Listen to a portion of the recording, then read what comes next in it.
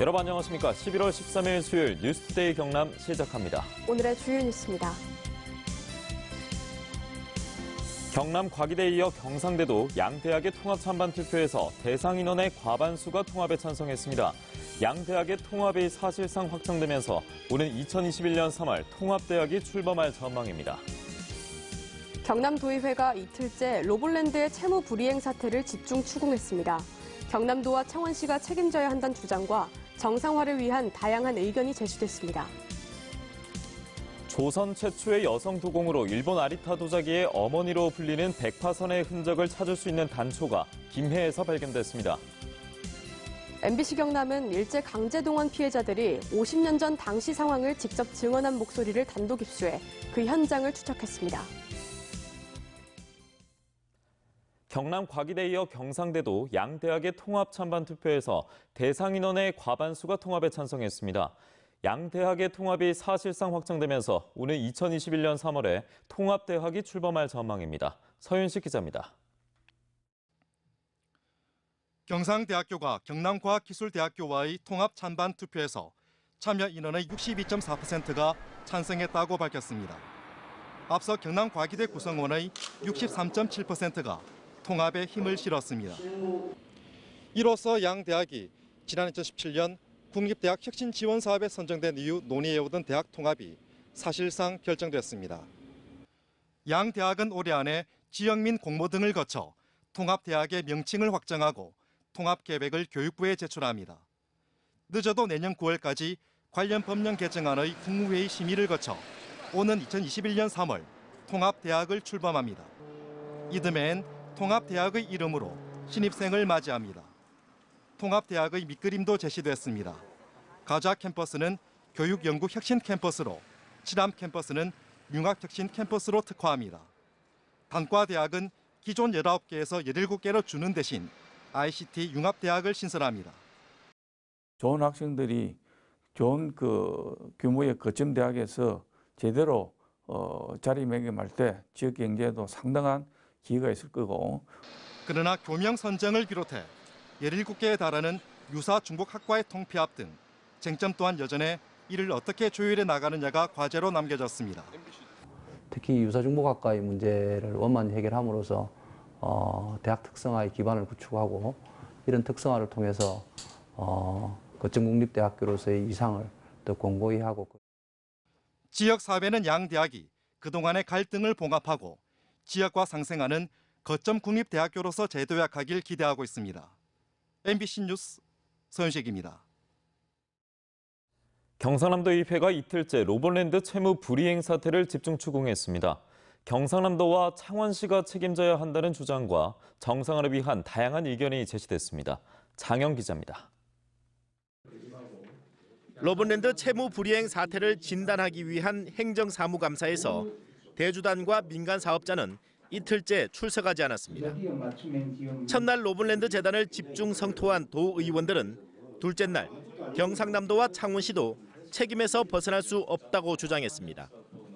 방만한 경영과 사업성의 불투명 등 로볼랜드 재단 역시 그 행정 책임은 경제부지사에게 있습니다. 경남도가 재단의 일을 똑바로 시켜야 될 거 아닙니까? 예.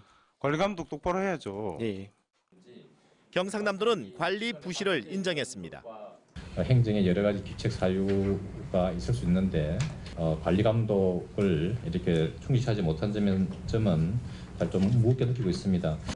사업 정상화를 위한 대안도 제시됐습니다. 도산하 로봇산업 관련 위원회들과 협력해야 한다거나 대주단 민간 사업자와의 협상을 위한 별도의 TF팀 구성도 거론됐습니다. 로봇랜드 조성 운영에 관한 종합적인 자문 기능을 해야 되는 이 위원회의 역할이 굉장히 큼에도 불구하고 실적이 전혀 없다. 사업을 성공시키기 위한 그런 뭔가 이런 회의든지 테이블이든지 기구든지 뭔가 있어야 되지 않을까 하는 생각이 들면서 입장객 확대를 위한 홍보를 강화하고 운영업체인 서울랜드 서비스의 불법 논란도 정리해야 한다고 주장했습니다. 창원은 창원시대로 업련대로 하고 우리는 시에다가 티켓을 어느 정도 좀 50% 디실해가지고 서울랜드 서비스라는 회사 자체가 이걸 지금 운영하고 있는 게 불법이다. 그런데 그 계약서상에 협약서상에 이 내용이 있다면은 이 전혀 불법이 아니에요, 그죠? 가장 중요한 건 채무 불이행, 계약 해지를 통보한 민간 사업자 대주단과의 협상입니다. 수익성이나 사업성 부분에 대해서 조금 더 보완을 한다든지 하는 방향으로 추진해 나가려고 하고. 경상남도는 협상의 내용은 구체적으로 밝힐 수 없다고 밝혔지만 사업자의 수익을 보장해주는 카드를 내밀 것으로 보입니다. 사업의 완성이냐, 또 다른 특혜냐의 딜레마에 놓였습니다. MBC 뉴스 장영입니다.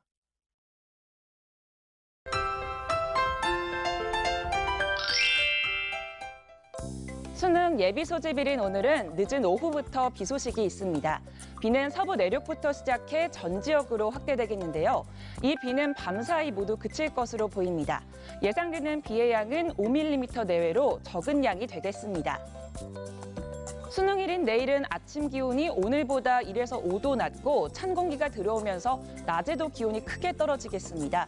또 내일은 바람도 강하게 불어 체감 온도가 5에서 10도 더 낮아져 따뜻한 옷차림 준비하시길 바랍니다. 자세한 기온 살펴보시면 오늘 창원의 아침 최저 기온 8도, 내일은 5도까지 떨어지겠고요. 오늘 16도까지 낮 기온이 오르겠고 내일은 10도 선을 보이면서 오늘보다 6도가량이 낮겠습니다. 위성 영상 보시면 대체로 맑은 날씨를 보이면서 늦은 오후부터 비가 내리겠습니다. 오늘 아침까지 내륙을 중심으로 가시거리 200m 이하에 짙은 안개가 낀 곳이 있겠습니다. 오늘 아침 기온은 쌀쌀하지만 낮에는 선선함이 감돌겠습니다. 아침 기온부터 보시면 밀양 4도, 함안 3도에서 시작하고요. 낮에는 밀양 15도, 양산 17도까지 오르겠습니다. 서부 지역 보시면 거창 2도, 진주 4도에서 시작합니다. 낮에는 거창 14도, 진주 15도까지 오르겠습니다.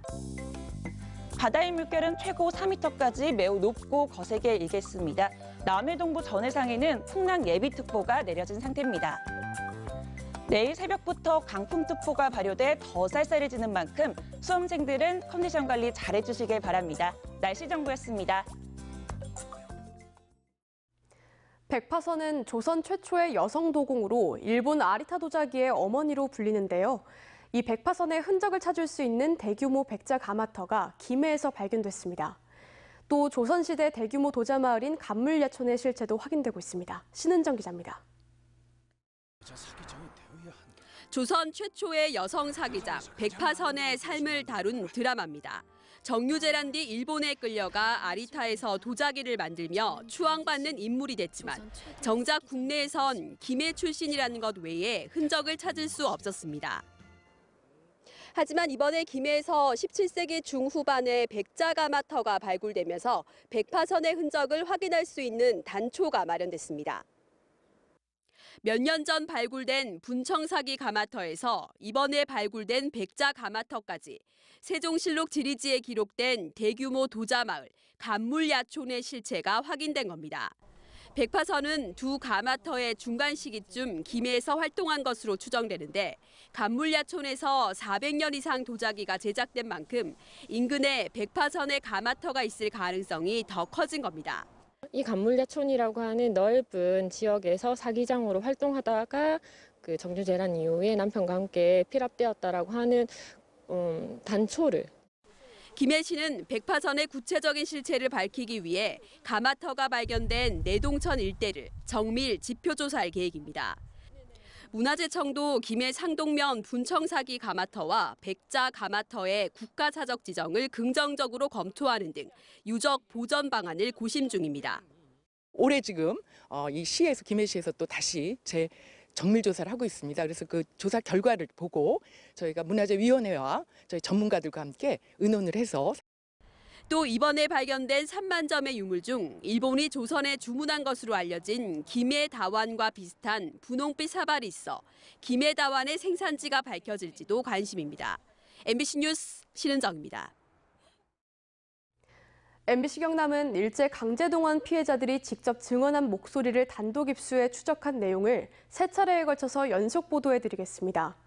오늘은 첫 순서로 한 제1사학자가 모은 13만 건이 넘는 기록물을 취재진이 어떻게 입수했고 분석했는지 정영민 기자가 보도합니다. 제1사학자 고 김강렬 씨가 일제강제동원 관련 자료를 처음 수집하기 시작한 건 1969년부터입니다. 일본 최대 탄전지대인 지쿠오 지역에서 75년 동안 수집한 자료는 13만여 건. 카세트 테이프와 사진, 문서 등의 기록물은 지난해 국가기록원에 기증된 뒤 인명 사전 작업이 진행 중입니다. 직접 현장을 방문하고 또 거기에서 작업했던 분들을 대상으로 인터뷰를 취하기도 하고 또 주변인들의 관련 기록을 확보했기 때문에 일제강제동원 취재 과정에서 기록물을 단독 입수한 취재진은 500개가 넘는 카세트와 영상 테이프에 주목했습니다. 먼저 우리말로 녹음한 조선인의 오디오와 영상 기록물들을 일일이 확인해 강제동원과 관련된 내용을 추려냈습니다. 강제연행을 당한 것이 1942년입니다. 그때 마침 대동아 전쟁이 일어나고 많은 노동력이 필요할 때 女の労働は男の労働よりも激しかった。人々は逃げることもならず、諦めの炭鉱節を口ずさみながら地面を張って炭を掘り、砂をひいた。 이후 사진 기록물 10만 건을 추가 분석해 오디오와 영상 기록물에 나온 현장과 인물을 연결시켜 나갔습니다. 마지막으로 전문가 자문을 거쳐 현장을 뒷받침해주는 문서류를 찾아내 자료의 완결성과 신뢰도를 높였습니다. 방대한 규모와 다양한 매체와 이런 걸로 완결성을 갖고 있는 자료를 개인이 생산했다라고 하는 것은 상상하기 어려운 일이죠. 1년 동안 기록물 13만여 건의 분석 작업을 마친 취재진은 3개월에 걸친 일본 규슈의 지쿠오와 홋카이도 현지 취재를 통해 강제 동원의 실상을 파헤치는 데 주력했습니다. MBC 뉴스 정영민입니다. 바깥 온도가 떨어질수록 손발저림이나 갑작스러운 통증을 호소하는 분들이 많은데요. 혈액순환 장애라고 생각하기 쉽지만 말초신경 질환의 가장 대표적인 증상이기도 합니다. 조기 치료를 놓치면 합병증 위험이 높은 말초신경 질환. TV클리닉 건강이 보인다에서 자세히 알려드립니다.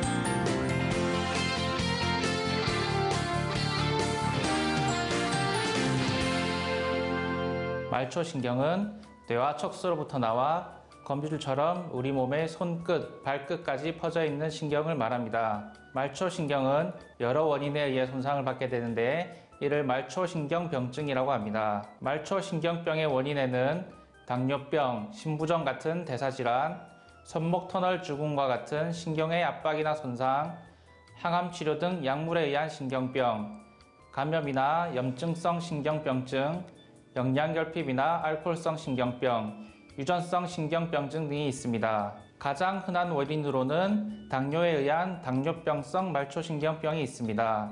특히 당뇨병성 말초신경병과 같이 대칭적으로 나타나는 말초신경병의 경우에는 발끝에서부터 시작하여 무릎까지, 이후에는 손끝부터 저림 증상이 나타나게 됩니다. 일반적으로 손발저림 증상을 혈액순환장애라고 알고 신경과에 늦게 찾아오시는 환자분들이 많은데 이는 잘못된 상식입니다. 혈액순환장애의 경우 손발저림보다는 장애가 있는 부위의 체온 저하, 색깔 변화, 궤양 등의 증상이 나타나며 손발저림은 대부분 말초신경질환으로 인해 발생합니다. 먼저 신경학적 진찰을 받게 됩니다.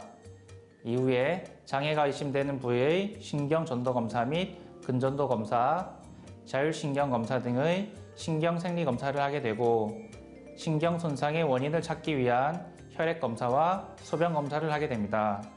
가장 흔한 당뇨병성 말초신경병의 경우에는 혈당 조절이 가장 중요합니다. 손발저림이나 통증 조절도 중요한 치료인데 일반적인 진통소염제보다는 신경병증성 통증에 효과적인 약물이 도움이 되며 심한 통증에는 마취 크림 패치나 캡사이신 패치 등도 도움이 됩니다. 3S를 기억하세요. 손발저림 증상이 있으면 말초신경병을 의심하십시오. 신경과 의사의 검진과 신경생리 검사가 필요합니다. 식습관 개선과 운동, 혈당 관리가 중요합니다. 이렇게 하시면 여러분의 말초신경 건강이 보이실 겁니다.